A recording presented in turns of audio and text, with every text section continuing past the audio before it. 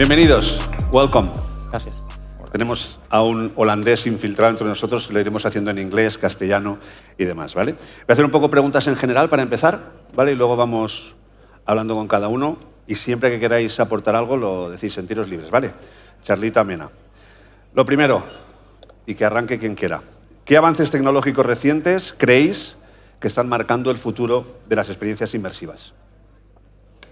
Chun, chun. ¿Yo? Vale.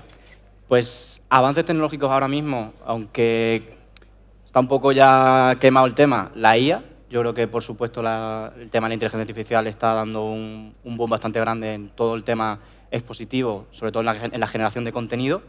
Y también a nosotros, por ejemplo, nos funciona mucho cualquier tema de interactividad con sensores, con cámaras, con láser. Esas cosas llaman mucho la atención, al menos en nuestro campo. Yo la apoyo con la IA a la hora de diseñar como un acelerador de ideas. Creo que es muy bueno para plantear ideas que antes costaba mucho desarrollar y que ahora lo puedes plantear, ver una imagen rápida y eso ser un acelerador de lo que va a ser el futuro de tu proceso creativo. ¿Estáis de acuerdo todos? Todos, sí. Yo creo que lo más, aparte de la IA y el acelerador y esto, todo el tema del procesador de partículas inteligente con sensores hace que el público pueda trabajar una experiencia y ya si a eso le metes la IA, pues Y que la gente interactúe. Si la gente no interactúa, no hay concepto. Y si la persona no interactúa con el inmersivo, no funcionaría. Y el inmersivo tiene que crecer hacia la interactuación del público. Muy bien. ¿Qué elementos consideráis imprescindibles para que un mapping, un espectáculo audiovisual conecte, pero de forma emocional con el público? No que les impacte, sino que sea como una emoción. ¿Qué elementos hay ahí que toquen la emoción? A ver, yo creo que la primera siempre entra por los sentidos, ¿no? La música ayuda mucho a crear esa conexión con la emoción. Es que hay elementos clásicos de toda la vida que siempre han estado ahí y que siempre ayudan, ¿no? La música, lo visual, los colores, son elementos que ayudan a tocar la esencia. Nosotros ahora trabajamos mucho. Y ya no solo nosotros, esto se lleva usando en Disney, en Netflix, que son todo colores, ritmos para que tus emociones aceleren, se tranquilicen. Entonces todo eso está muy relacionado con nuestro trabajo de mapping o de inmersión, porque estamos trabajando con las emociones que está recibiendo el público en ese momento. Entonces todos esos factores son súper importantes.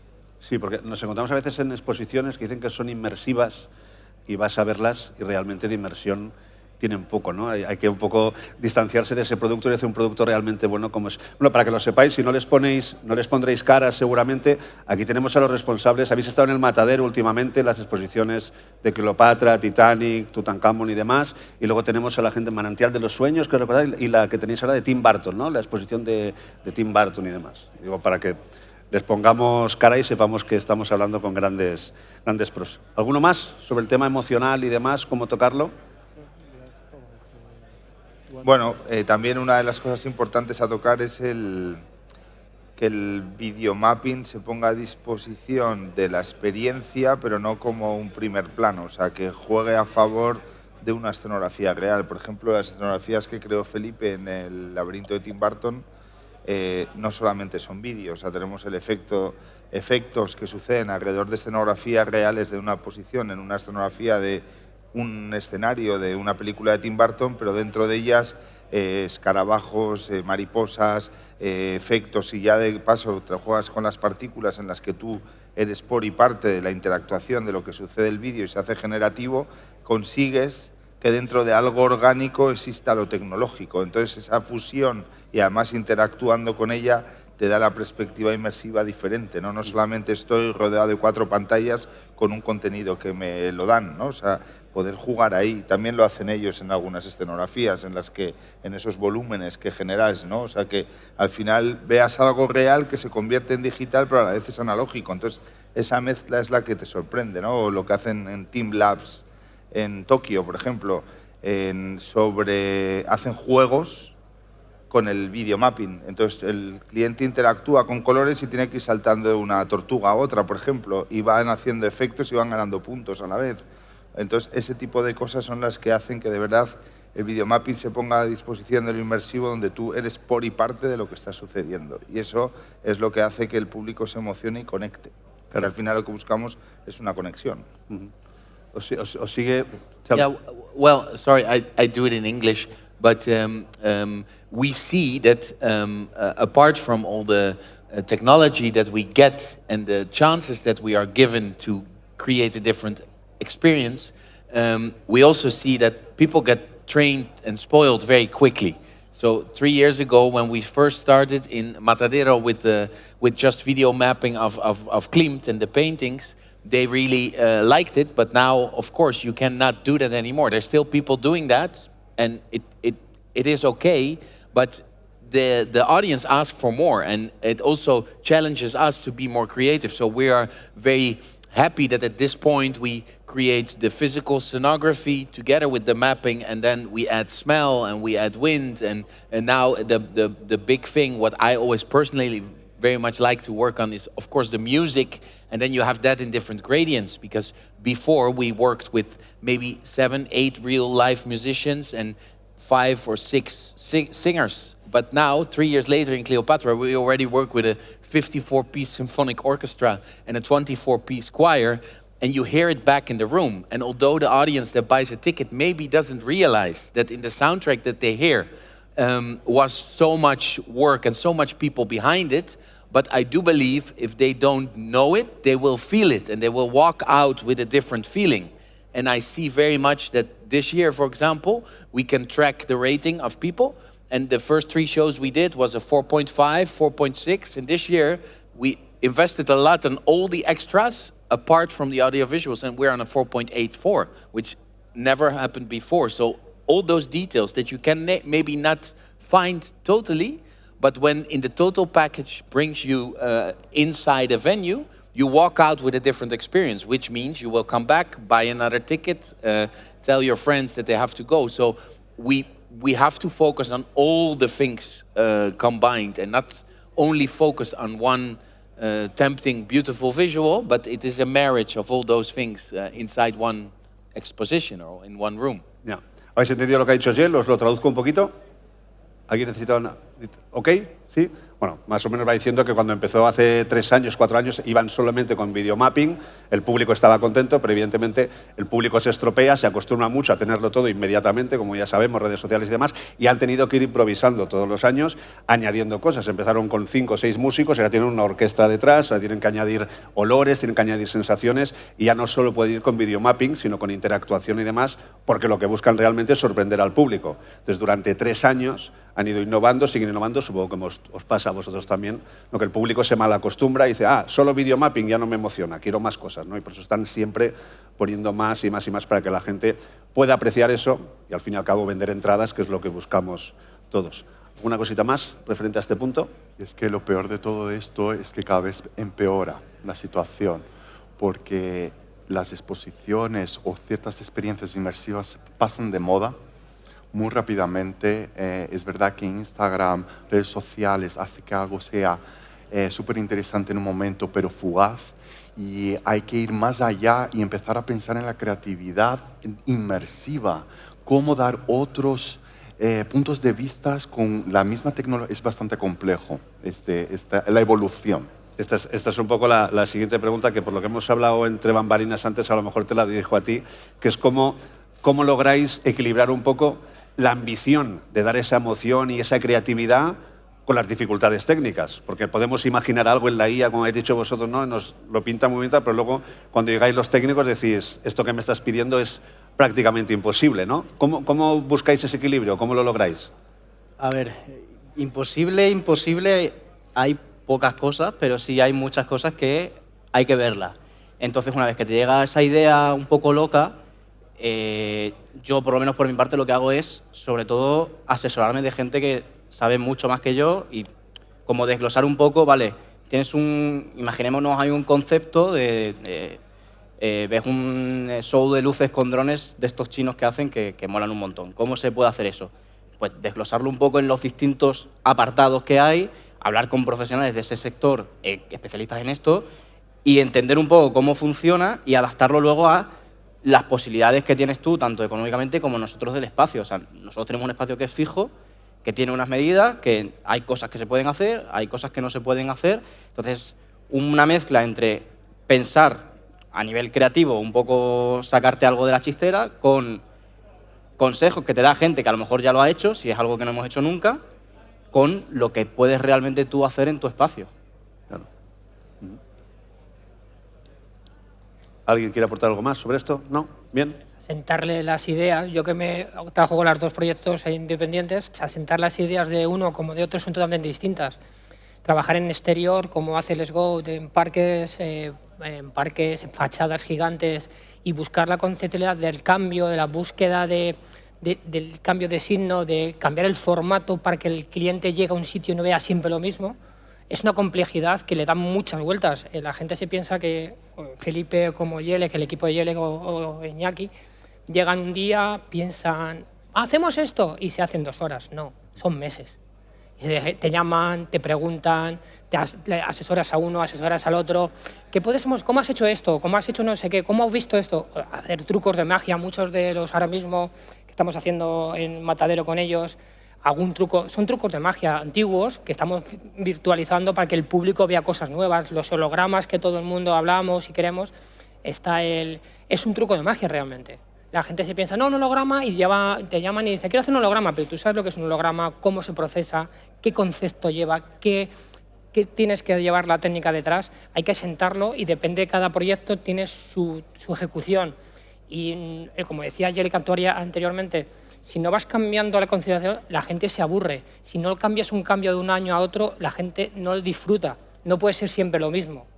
Tienes que cambiar de pasillo, de forma, dar la vuelta a la sala, poner cosas en el techo, interactuar y hacer mucho movimiento de una exposición. Si no, no tiene sentido, para mi parecer. ¿Qué parte del proceso de producción es más crítico? O sea, ¿en qué punto es aquel que decís, hemos llegado aquí, que es el momento que en cada una de nuestras actuaciones o nuestros eventos es el más complicado? Cuando se junta el artístico con la técnica. Justo ahí, ¿no? Lo tengo clarísimo. Es la pirámide. La pirámide es el punto del álgide, dices, lo que dicen artísticamente una persona a lo que crean técnicamente, llegar al punto que las dos cosas confluyan y funcionen es muy complejo. Porque muchas veces el llegar al concepto de esto toco aquí, funciona aquí, no es toco aquí, funciona aquí. Hay que hacer un proceso de estudio, de forma, de situación y de espacio. No es lo mismo hacer una cosa gigante, una cosa pequeña, a una sala muy pequeña, a un espacio, a una fachada gigante. Son contextualizaciones totalmente distintas y técnicas totalmente distintas. Que a lo mejor una técnica para hacer una sala pequeña es perfecta, pero te vas a la calle y no te funciona. Hay que buscar el yin y el yang. Yo añadiría también cómo se equilibra el presupuesto con la técnica, la creatividad y también. El presupuesto de que sea rentable, porque a veces se nos va la olla también. Sí, presupuestariamente crece mucho un proyecto con la técnica y a lo mejor hay que asentarlo y llegar a un punto intermedio. Eso también tiene razón. Sí. Y también mantener la sencillez, porque no todo es la técnica o la creatividad, también es la emoción que consigues conectar con las audiencias y con el público que viene. Y eso es el equilibrio entre todo esto, siempre intentando buscar el método de que sea un buen negocio, porque si no, se lo digan a Luis, que está ahí sentado.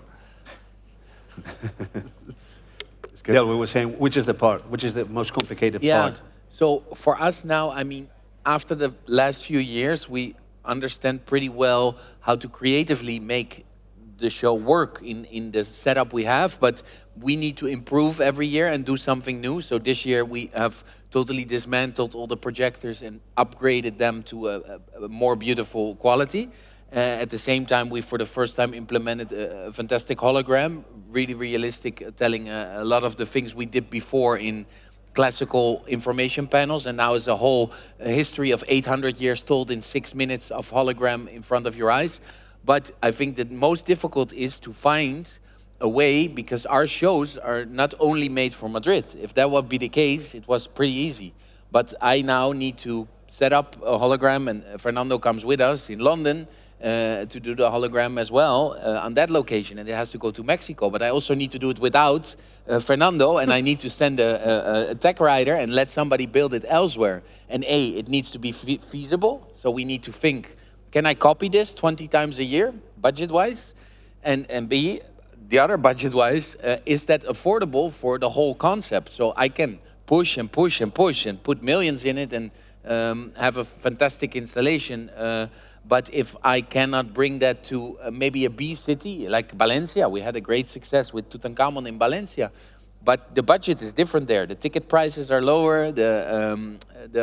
Everything is different. So I need to fix the same quality of the show, compatible and adjustable to other cities. And that's the biggest challenge for us as a company, where we need the expertise a lot on how we translate what we do in Madrid all over the world, basically. Pues él está de acuerdo con sus compañeros, sobre todo, aparte de mejorar, donde antes había un panel informativo que te explicaba un poco la historia, hay un holograma que durante 5 minutos, 6 minutos te explica toda la historia que quería contar, pero aparte tiene que saber cómo llevar el espectáculo que tienen a diferentes ciudades. No es lo mismo vender tickets en Madrid que vender tickets en Valencia, ¿no? Y con el mismo presupuesto, cambiar el presupuesto para que sea rentable el negocio, tanto en Madrid como Valencia, como Londres o como cualquier otro sitio, ¿vale? O sea que más o menos está de acuerdo con lo que decíais los demás. ¿Cómo abordáis el diseño de experiencias para espacios no convencionales o con algún tipo de limitación arquitectónica? ¿Cómo lo hacéis? En nuestro caso, que son jardines, edificios raros, todos los que hemos estado en todos los sitios, para mí siempre es un lienzo en blanco y yo me tiro al río, me dejo fluir, hacemos un trabajo de campo, que justo lo hablábamos antes de entrar. Vamos al sitio, se respira el alma del sitio, se trabaja el flujo de las personas, se trabaja la topografía, en mi caso los árboles, la botánica, la flora del local, cuáles son los recorridos más interesantes, cuáles son los árboles más interesantes, y realmente me dejo llevar a meterme en la piel del espectador, que va a ser el que va a vivir la experiencia, y imaginarme cuál es la mejor opción para este proyecto en ese sitio. Entonces, a partir de ahí es dejar fluir y empezar a desarrollar, a crear, a probar, a ensayar, prueba y error, técnica, gráficos, contenidos, música, y hacer que la experiencia, que el visitante desde el principio al final sea una experiencia única. Y entonces, ahora mismo estamos preparando unos parques para el próximo año. Me hacía la pregunta, ¿realmente se puede hacer en cualquier sitio? Tienes que sacar el brillo de ese sitio, ¿sabes? Sacar el mejor partido. Cada sitio tiene sus condicionantes, tiene su topografía, su edificio, pero creo que todos los sitios tienen posibilidad para hacer algo interesante. Sí, yo con ellos acabo de hacer Austin en Estados Unidos. Yo cuando llegué al parque, yo lo había visto en vídeo, lo había visto con Felipe para ver la contextualización de las zonas y tal. Era muy y lo veía muy desierto, muy sitio tal. Cuando llegó la noche, empezamos a encender luces, los primeros proyectores, empezó a funcionar. Vi lo tétrico, era Tim Burton en Night, el miedo, la nocturnidad, la oscuridad, y era totalmente ideal. Hay gente que pasa miedo dentro del parque, en ese parque. Fue el primero que yo creo que la gente se ha quejado que le daba miedo andar por el parque. Por la noche a mí me daba hasta miedo, había zonas que se me apagaba todo y dije, hostias, aquí no me muevo. Tuvimos una noche una serpiente, nos pasó, apareció una serpiente, salimos todos corriendo, nos dio un poco de miedo, pero cosas normales, que estás en el desierto, estás en un parque, puede beberte un animal, en París teníamos ratas, claro, gigantes, eran gatos. Cosas así, pero vas viendo sitios distintos y vas viendo conceptualidades distintas. Lo difícil es encontrar, como dice Felipe, que cada espacio sacar su belleza. Es así. Yo pienso que hay que poner a favor la arquitectura de cada espacio, como decís, y inmiscuirse en él, como decía Felipe. Yo tengo una anécdota muy interesante de una de nuestras experiencias que creamos, allá cuando empezamos por las experiencias inmersivas, que fue Tacones Manoli, un proyecto que hicimos en un sitio que era un restaurante, y Felipe, que es el director creativo, se metió en el papel del escritor de la obra para vivirlo en primera persona y adaptar la obra y hacer que el público lo viviera de una manera diferente.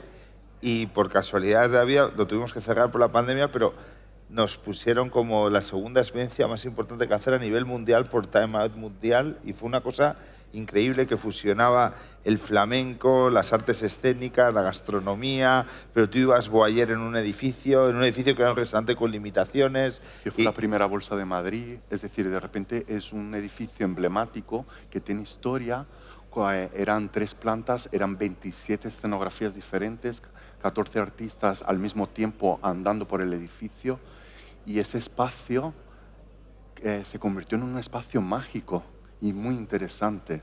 ¿Sabes? Y yo creo que eso es la parte de los procesos, ¿no? Lo que habla Iñaki, ¿no? Que son sitios que ocurren magia realmente. O cuando me vinieron con la idea del laberinto de Tim Burton, que la idea era conseguir sorprender al público cada una vez que abría una puerta, y que cada vez que abrías una puerta entras en un mundo diferente. Conseguir ese efecto wow 20 y tantas veces que se consigue en el laberinto es una pasada. O sea, las reviews son increíbles porque normalmente tú llegas a una exposición y la tienes ahí, la estás viendo en el horizonte y la ves casi entera, ¿no? Y entonces haces como un radar y lo puedes ver. Aquí, como tienes que ir abriendo una puerta y encontrándote un recoveco, construir una arquitectura que te lleva a los recovecos para encontrar la sorpresa también fue uno de los challenges. Y es poner, en vez de ir a un sitio que tiene una arquitectura diferente, es como crear una arquitectura que genera la sorpresa para conectar con tu público, ¿no? Pero, y eso también. En Tim Burton, la sala de Beetlejuice, ¿qué pasa con las cucarachas? Hay gente que no puede entrar, grita y hay que sacarles y meterle por otra sala. Yo solo he vivido en primera persona. Sí. Quien grita, gente que tiene pánico a las cucarachas porque hay cucarachas reales en el suelo dibujadas, que están moviendo por la sala y tienen pánico. Y si a una persona llega a conceptuar que tienes una sala y piensas que está lleno de cucarachas, porque como es proyección y te va subiendo para el cuerpo, la gente tiene miedo. Y generar que eso significa es cuando ya el concepto de la gente le has metido en el ojo, se ha acostumbrado a la luz, esa luz ya es oscura y le metes una sala y llega a tener ese pánico, significa que para mí has conseguido el inversivo. Ahí es el momento, sí. Como ha pasado aquí con ellos, con el Matadero, cuando entras dentro, el holograma que tienen ellos ahora mismo, cuando tú entras y lo ves, la primera acción que tienes, ya te cuenta la historia completa, pero luego el conceptual que tienen ellos, de vas con el ojo ya cerrado, vas acostumbrándote, entras en una zona más oscura. Ellos juegan mucho con la visibilidad del cliente. El que el ojo entre en un juego y que lo veas todo por la vista genera que el producto que tú tengas sea mucho mejor. ¿Por qué? Porque si tú concentras que ese ojo se acostumbre a esa luz y tú le vayas acompañando con la bajada de luz, entras a la siguiente sala, ya es más oscura o más brillante, te la llevas a otra sala, le vuelves a oscurizar, luego le vuelves a levantar el ojo, cuando va leyendo distintas luces, va creando reacciones activas al cerebro y eso es la estimulación real en el trabajo de la proyección y en la inmersividad. Si tú consigues que la persona que se mete dentro de la inmersividad, el ojo se cierra y se abre a distintos pasos, has conseguido que el final del proyecto sea bonito. Como comentaba Dani hace un rato, cuando terminan ellos en Matadero, ellos terminan con una versión inmersiva, una gafa virtual. La gente en la parte más lúdica y final, que la gente anda, interactúa mucho dentro de todo el concepto. Pero cuando llegan a ese momento, la gente sale feliz, se da miedo, se asustan y es el comentario final. Y eso es lo que gusta. Pues si tú inicias con algo muy potente, luego lo haces más bajito, luego lo potencias, luego lo vuelves a bajar y lo vuelves a potenciar al final, lo consigues que el cliente te repita y busque más conceptos. ¿Qué pasa con los pasajes de Let's Go? Que tú entras al parque y el primer boom es ¡pum! Llegas y ¡hostias! Todo luces, todo muy bonito. Y luego te vas metiendo en un cono que vas viajando sobre el parque. Cuando llegas al final del parque, tienes otro boom a mitad del parque y un final. Yo, en lo que más curioso me pareció a mí de los parques que he vivido con ellos, como con ellos, la interactuación con el cliente, que luego hablas, comentas, amigos, gente que mandas. Pero allí en concepto en Sevilla, me pareció muy curioso que los jardineros, yo me he tirado 2 meses el primer año que lo hicimos para hacer toda la implementación, los jardineros que entraron a ver su parque, que conocían a su parque en memoria, cuando salían del parque en el día siguiente te decían, no conocía mi parque. Esa es la mejor respuesta que te puede hacer una persona que trabaja a diario. Para mí eso has creado un concepto muy grande. Y que vayan a un matadero, entren por una puerta, te salgan por otra, y que en ese momento coges una ejecución y que la gente cuando llega te llama por teléfono, Fernando, he estado viendo, joder, qué chulo, al final me partí porque me di de golpes con no sé quién, o el holograma, me quedé así finando. Pues eso me gusta, porque al final de los conceptos que ellos creamos una técnica que vamos mejorándola, pero hay que mejorar muchas cosas, hay que generar, y cuesta muchas veces el trabajo de muchos compañeros, mucho sufrimiento de mucha gente, y el desarrollo es muy largo, a largo plazo. Hablábamos de espacios no convencionales, no sé si el Matadero lo podemos definir como un espacio convencional, pero sí que lo cambiáis cada vez, ¿no? Lo reconstruís de alguna forma. Sí, yo creo que, a diferencia de lo que decían ellos de espacios no convencionales, lo nuestro sí que es un recinto más estándar y, de hecho, cuando nos movemos por todo el mundo intentamos buscar esos recintos que sus características se asimilen mucho a las nuestras, pero como decía Felipe, para nosotros también es un lienzo en blanco, aunque sea un espacio cerrado, porque es coger una nave y, bueno, tú, Neil, que has venido a todas, dentro de nuestra misma nave hemos tenido 4 exposiciones completamente distintas una de otra y nuestra exposición, por ejemplo, tiene un nivel narrativo muy alto que solo Jelle se encarga de que tú entres por la exposición y desde el minuto 1 estás viviendo una historia.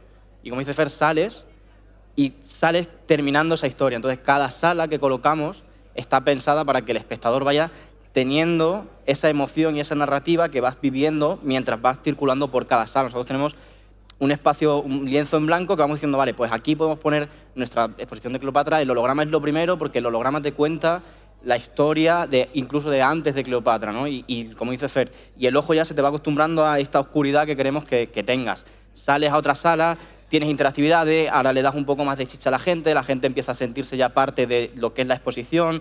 También pensamos mucho en el flujo de gente, tenemos un público que va desde los 5 años hasta los 65, 85, entonces cada persona va a un ritmo, ve las cosas de una manera, pero es súper divertido el intentar hacer que todo el mundo tenga una experiencia distinta dentro de que es la misma experiencia y que todo el mundo salga contento. Es como un juego que tenemos un poco de...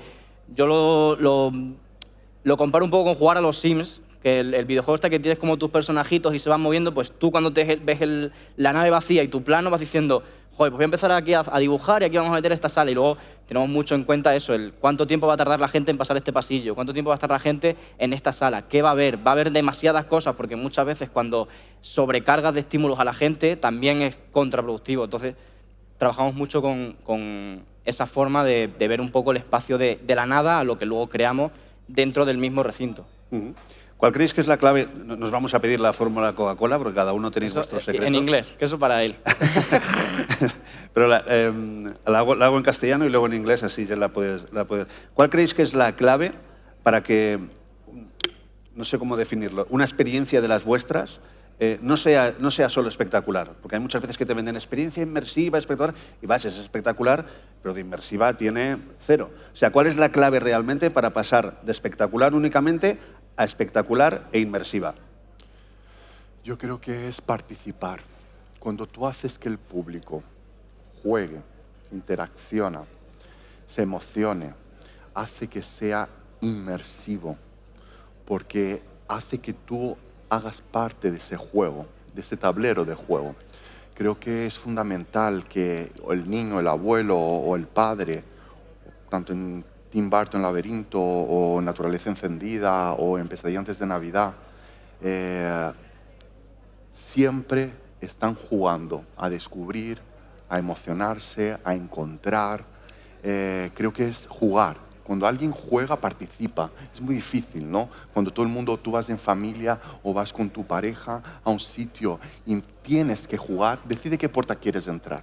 La 1, la 2, la 3 o la 4. Ya estás jugando, ya te hemos metido en eso. Entonces, creo que el hecho de participar es importante para que sea inmersivo. Y una participación puede ser más directa o menos o indirecta, pero siempre tiene que estar ahí. Y para mí creo que es una clave fundamental. ¿Ya? Well, it's becoming more difficult because also the word immersive is dead because it's used for everything at this moment. You know, I mean, if you go to a car wash, they will tell you it's an immersive car wash. If you stand in an elevator in a new Four Seasons hotel, it's an immersive elevator. If you get one soundtrack in a restaurant that is a little bit combining with the food, it's an immersive dinner. I mean, so for me, the word loses value. And I really hope we can find a new word quickly.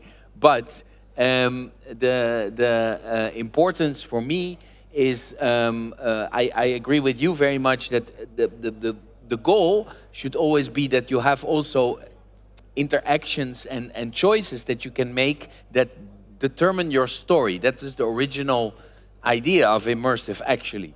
But in the base that we are using it now, it also shifted a bit. And I think the main goal that we have is that people become really part of the travel of the story where we're telling them. So I need them, when they walk out, to have felt that they were on board of the Titanic, or one moment that they really thought they were in Egypt. And it can be that they smelled it, or they really saw it happening in front of their eyes. But I also want that they are triggered in their emotions, and it can be humor or sadness or a hit in an emotional way.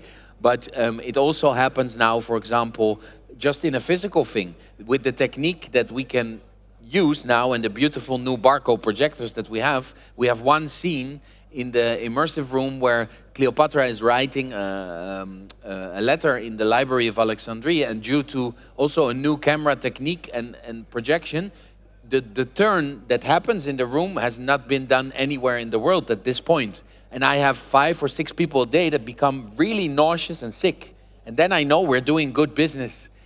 And I want to keep that, because I want that they come out, say, oh, it was too heavy for me. And the others say, oh, really? For me, it was beautiful. So I need to have that dialogue starting due to the technique. But immersive is becoming a difficult word.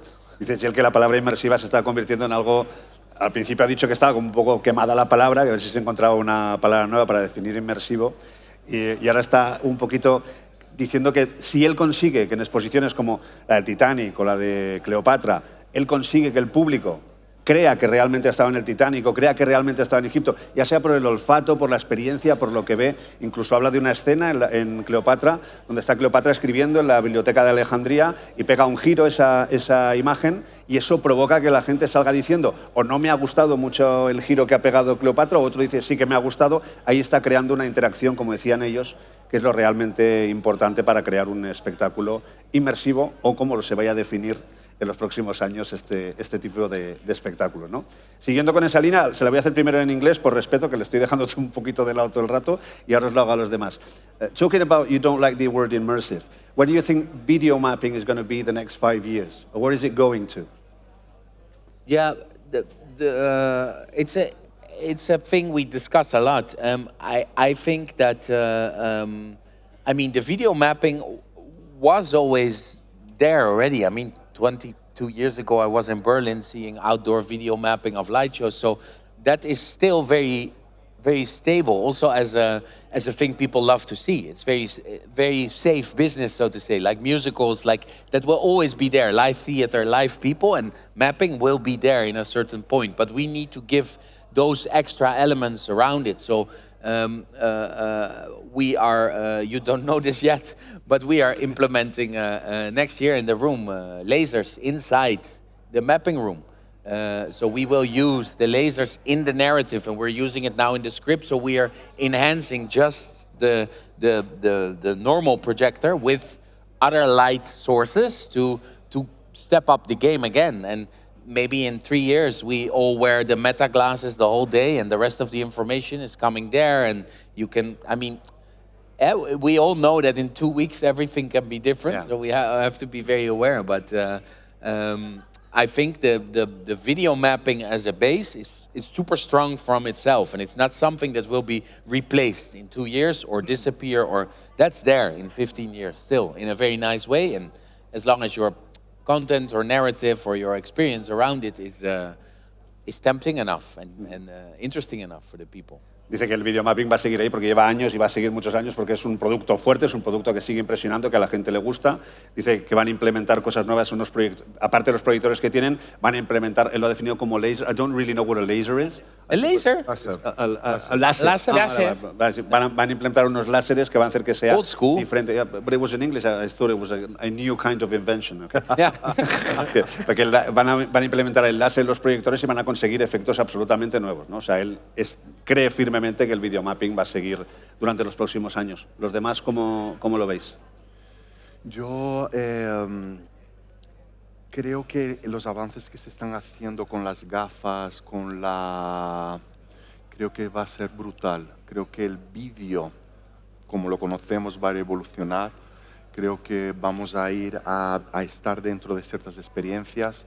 Creo que ya desde las Vision Pro y todas las gafas que hay en el mercado están abriendo un nuevo mercado que va a tener un futuro. Creo que el sentirse dentro de algún espacio o en la luna o donde sea, creo que va a estar muy cercano a nosotros. El año pasado, cuando estuvimos con Pesadilla antes de Navidad en Nueva York, me fui a probar las Vision Pro y me llevé a 2 personas, a Paloma, que es mi ayudante de arquitectura, que tiene 24 años, y a Morte, que es nuestro jefe técnico, que tiene 70 casi, ¿no? Y él alucinó, una persona de toda la vida del teatro, ver unas gafas y sentir, creer que estaba en un acantilado. Él alucinó. Pero es que Paloma alucinó, pero a cabo de los meses, cuando explicando las gafas le expliqué, claro, cuando yo veía a la mujer, yo le decía, tú no veías la mujer, no era transparente las gafas. Y dijo, ¿cómo? Eran unas cámaras que estaban grabando y tú estabas viendo una pantalla. Me dice, no puede ser. ¿Sabes? Y que tanto una persona mayor como una persona joven alucinen con la tecnología que se está desarrollando, más el vídeo. Creo que vamos a tener un desarrollo muy considerable en estos años, y que creo que son nuevas tecnologías para pasárselo bien y disfrutar de ellas. Ahora que estamos con expertos, aprovecho. ¿Vosotros qué gafas recomendáis? Porque nos venden las MetaQuest, las no sé cuántas, no sé qué. ¿Vosotros cuáles creéis que son las realmente inmersivas y buenas? Uf, Eso es muy complejo, ¿eh? que es un tema. O sea, a nivel de marca, cada una tiene sus ventajas. Nosotros, personalmente, utilizamos las Pico y también trabajamos con HTC, pero se han visto las Meta que dan una salida sobre todo al tema de la realidad aumentada, que es alucinante. Está el tema de Apple, que también se está metiendo por ahí. Cada una tiene sus ventajas y sus desventajas. No puedo recomendarte ninguna porque dependerá también del uso que le quieras dar a dicha gafa y la capacidad que esa gafa te pueda proporcionar. Muy bien. Un poquito hablando de sostenibilidad, innovación y demás, algo que nos gusta mucho aquí en Fluge, ¿qué prácticas sostenibles o eficientes podéis aplicar a proyectos inmersivos sin comprometer el impacto visual y la espectacularidad del mismo evento? En nuestro caso, nosotros pasamos, cada sitio es súper complejo. Nosotros pasamos por patrimonios, pasamos por jardines botánicos, con protección de flora. Entonces, nosotros tenemos mucho cuidado con consumo energético, con los materiales que se usan. Es complejo, tenemos auditorías, nos hacen auditorías para ver contaminación acústica, contaminación lumínica, para que estemos en unos parámetros donde sea aceptable, ¿no? Y nuestros proyectos tienen varios certificados que avalan esto, ¿no? Que es una de nuestras medallas que tenemos en naturaleza. Con Bureau Veritas y nos ponen unos ODS, nos adaptamos a los ODS medioambientales y ponemos remedio a cada una de las cosas, o incluso aquellas cosas que hacemos que no son tan buenas, como las rectificamos con otras cosas externas. Sí. Y hay cosas interesantes que pasan en estos recorridos, ¿no? Que en el Jardín Botánico de Madrid descubrieron que la luz azul, el Congo Blue, la mataba una polilla que era una plaga y que les venían muy bien las luces. En otros sitios nos llamaron para ver si les podíamos dejar las luces para matar la plaga. En otros sitios hemos visto una repoblación de aves. Es muy curioso porque la naturaleza, al fin y al cabo, se comporta de una forma que es libre y algunas veces nos sorprende, porque en un sitio ponemos una cosa y al año siguiente ha crecido el doble o se ha podrido porque era viejo y tenía una bacteria interna y tal. Pero creo que nosotros, como trabajamos en este espacio, yo he aprendido de flora, de botánica, me he hecho un doctorado, porque ya acabas sabiendo que esta planta es venenosa, el público no se puede acercar, o que hay ciertos tipos de animales y que ahí está el nido, entonces lo respetamos. Entonces tenemos un ojo muy enfocado, ¿no?, al medio ambiente. Habéis aprendido a lo largo de los años, ¿no? Qué bueno. Un poquito. Sí. Vosotros, al estar ahí dentro, tampoco... O sea, al final, como trabajamos en espacios cerrados que ya están preparados, suelen tener ya todos sus temas, y nuestra parte es más adecuarnos a la normativa que tenga ese espacio o las posibilidades que nos deje ese espacio. Vamos con preguntas un poco más específicas, ¿vale? Para cada uno de nosotros. La primera es para ti, Daniel. Siempre empiezas conmigo, ¿eh? ¿Eh? Siempre empiezas conmigo. Bueno, estás ahí, es un poco uno de... Eso, hay que quejarse al guionista, ¿eh? Eso ya al guionista le decimos. En un espacio tan grande y complejo como MAT, ¿qué estrategias de calibración, control, mantenimiento técnico utilizáis para asegurar que las proyecciones y el mapping funcionen de forma óptima con el paso del tiempo? ¿Cómo lo hacéis? Mucha matemática, hay que hacer mucho cálculo, que en eso nos echa una mano muchas veces Fer, para todo el tema de cálculo de proyección, de dónde colocar el proyector para que el público lo vea con la mejor calidad posible, porque al final nuestro videomapping no es un videomapping en exterior de una gran fachada, suelen ser muchas veces videomapping de superficies grandes, pero no tan grandes como una fachada y que la gente la ve desde muy cerca. Entonces tienes que tener una nitidez y una calidad de píxel muy alta para que se vea bien el vídeo, que además el vídeo, claro, generas un vídeo con una calidad muy potente, intentamos que sea de las mejores calidades del mundo, entonces quieres que se vea lo más potente del mundo. Haces ese estudio y una vez que eso, también hay mucha prueba y error. Hay veces que hemos tenido que mover proyectores, hay veces que eso también nos da mucha experiencia a la hora de volver a hacer la siguiente exposición o a movernos fuera, porque al final nosotros adaptamos luego esta misma sala inmersiva que tenemos nosotros en Londres o exposiciones, salas nuevas que se generan de la nada. Al final, nuestra forma de trabajar es las mismas exposiciones que tenemos, las vamos reutilizando en otros espacios, innovando también. Y eso también tiene mucho trabajo de preplanificación y saber un poco qué resultado te da la técnica en según qué espacios. Bien, le vamos a preguntar a Gel sobre la nave 16, donde está en el Matadero. Es un sitio que es patrimonio arquitectónico de la ciudad, que está protegido y demás. ¿Y con qué problemas se han encontrado para desarrollar sus exhibiciones ahí? Talking about the nave 16 in Matadero, it's a very special place. They want to protect it from everything, so you have to be very careful doing things. Have you found problems in Yes. your exhibition? Yeah. What Every problems day. have you found? No, it's a lot of limitations, you know. So, of course, it's the square meters, which is an issue. We want more space, and there is space, but it's hard to get. But that's a political problem. And in the venue, we have to work around the base construction. But also, if we want to do something, because it's not our own building, like we had a big leakage problems in the roof, I cannot send the guy from From anywhere. Yeah. myself to do it. They have to do it, and we have to wait on them. So I only can advise you, if you ever can have a own venue, that would always be the best, because you can do much more. But I mean, the location is beautiful, and we're established there in a great way, and it's fantastic to be there. But I would prefer to own a space, because I can break a wall and I Whatever can you want, yeah. do more things. I have limitations also for my product, also for my whole concept. So yeah. Sí, que evidentemente tiene muchísimas limitaciones, ¿no? Que se han encontrado alguna vez con una gotera, él no puede llamar a alguien que le arregle la gotera. Better we Tiene que do it in llamar... a tent somewhere else in the city where it's just open space, no? Put it in a tent. Better.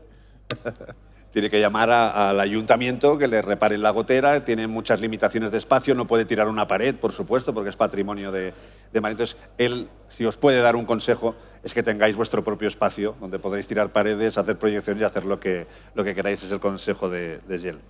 Bueno, pregunta al Product Technical Manager, Fernando, de Fluge.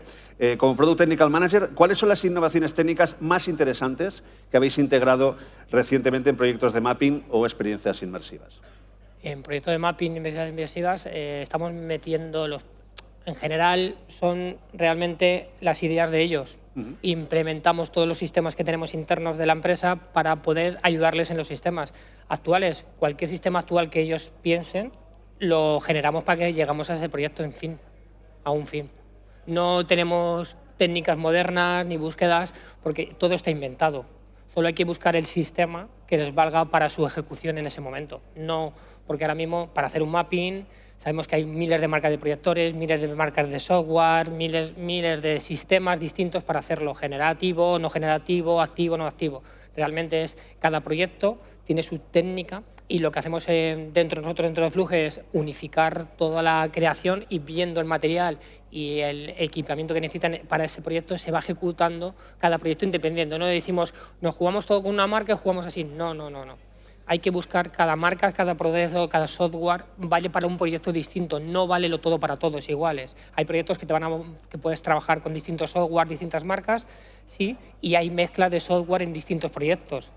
No juegas con solo una marca, un software o varios software, sino que al final y al cabo es encajar, es un encaje de bolillo, de decir qué proyectos tengo aquí en la mano, cómo va a ser su experiencia inmersiva y cómo encajamos dentro de toda su idea que todo funcione.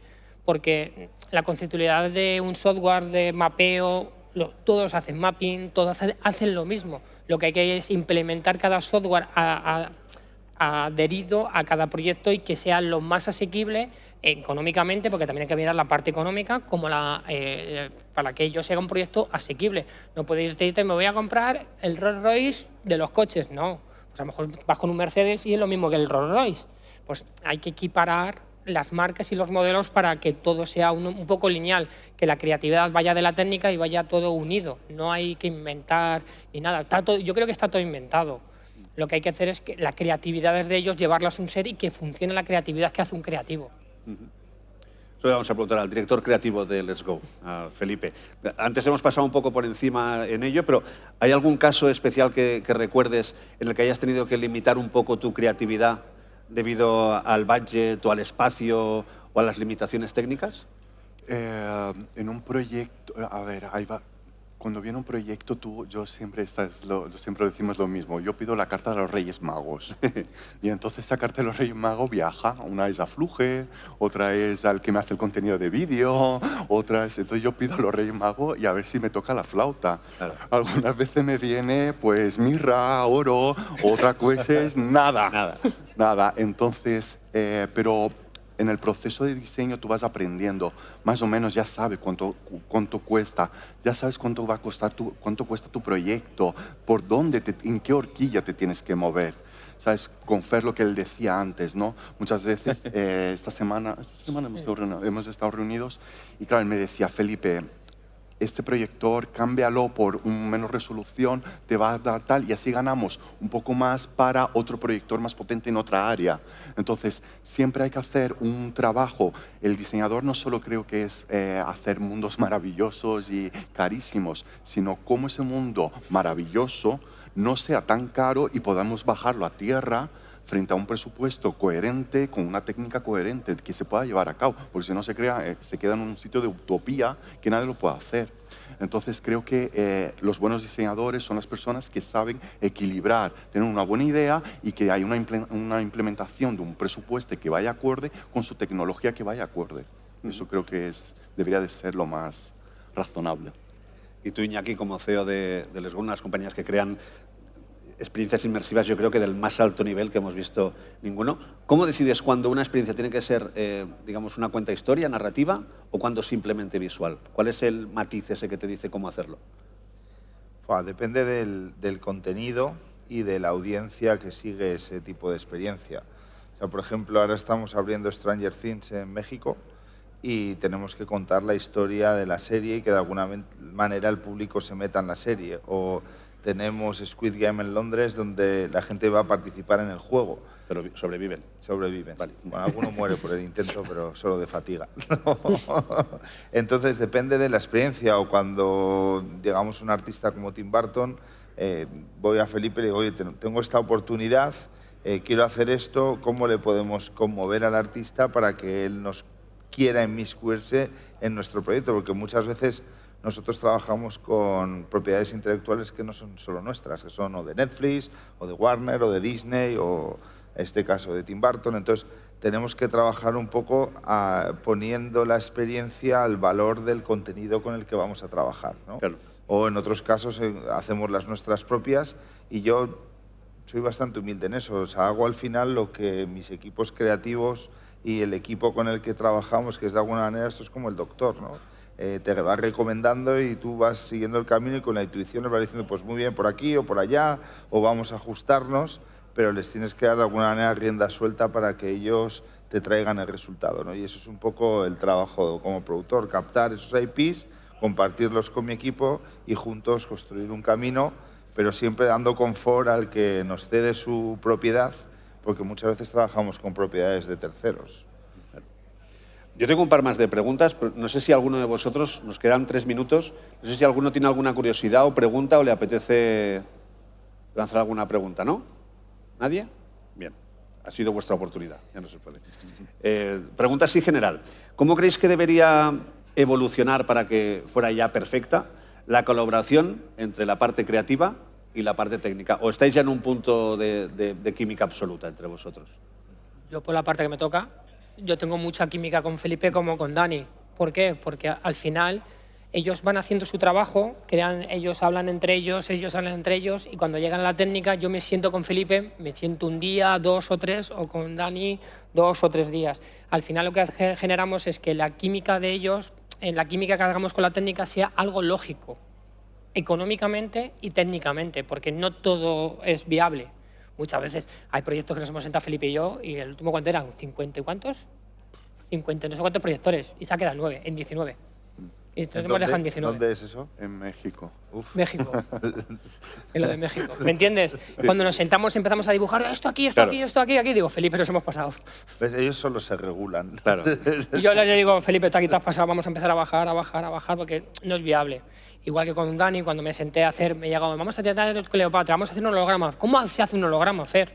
¿Cuántas veces hemos hablado tú y yo con un holograma? Sí, o sea, empezar de la nada a entender un poco. Yo creo que el perfil que hay que buscar un poco es el perfil creativo, pero que comprenda la técnica, no a nivel experto, pero que entienda las ventajas que tiene y también las limitaciones que tiene, porque al final es lo que decía Felipe. Tú pides la carta a los Reyes Magos, pero Felipe entiendo que la pides sabiendo las limitaciones, que además, como he hablado con él antes, él entiende de técnica. Entonces, ¿sabes que se puede hacer todo? Sí, si tuviésemos un budget multimillonario, todo se puede hacer, pero como nos tenemos que ajustar a tanto un presupuesto como unas limitaciones técnicas, dentro de eso es como darle vueltas todo el rato, ¿no? Tú tienes una super idea creativa que la puede tener Felipe y luego le das una vuelta con la técnica y con esa información que te vuelves a rehacer tu idea adaptándote un poco a la técnica y viceversa. Es como una rueda que va ahí hasta que al final das con el punto de equilibrio entre creatividad. Yo tengo la idea creativa que quería modificada, no voy a decir ni mejor ni peor, tengo la parte técnica que me lo proporciona y tengo un presupuesto en el que estoy a gusto. Claro. Bueno, os voy a hacer una pregunta, siempre la hago, siempre que viene gente creativa, artistas y demás, a Understanding Fluge todos los años. Llevamos ya, ¿cuántas llevamos, Quique? Bueno, llevamos un montón de ediciones. Siempre les pregunto, ¿me podéis adelantar algún proyecto? Para que os salvéis, os puedo decir que casi nunca nadie lo hace, ¿no? Pero habéis dicho lo de Stranger Things en México, pero algo que nos pille más cerca, que nos podáis desvelar. Future projects, can you reveal any? No. But, Yeah, but I will open 7 Titanics in Asia and North America in the coming what about 6 Madrid? months. So it's also future, you know? Okay. But it's an old show. Vosotros igual, ¿no? Se queda ahí. Mañana abrimos la experiencia de Avatar. Ajá. Es el estreno mundial de la experiencia inmersiva y la abrimos en nuestro espacio de Delicias, así que... Que es mañana, o sea, es un futuro también. Bueno, por lo menos me habéis Mañana, contestado. no es un futuro lejano, pero bueno, tenemos muchas horas en la cocina. Sí. Felipe está cocinando un montón de cosas interesantes con unos colaboradores enormes y por todo el mundo y poco a poco iremos... Que hay gente que viene a espiar ahí y empieza a mirar las... Bueno, pero es que está involucrado, no vale. Y empieza a mirar las pizarras en la oficina del departamento. Son todo pizarras magnéticas, porque empiezo a escribir como un loco y ahí están todos los proyectos de aquí a 2026, 27... que se están como cocinando, ¿no? Entonces, son muy locos. Pero eso hay que guardarlo como buen farmacéutico, ¿no? La receta de un perfume. Yo, de parte de todo Fluge y del público que asistimos a vuestros eventos y espectáculos, daros las gracias, que no dejéis de hacerlo nunca, porque nos abstraéis un poco de la realidad y es lo que supongo que es lo que buscáis. Así que pido un fuerte aplauso para Daniel Prieto, Gilles de Jong, Fernando Caravías, Felipe de Lima y Iñaki Fernández.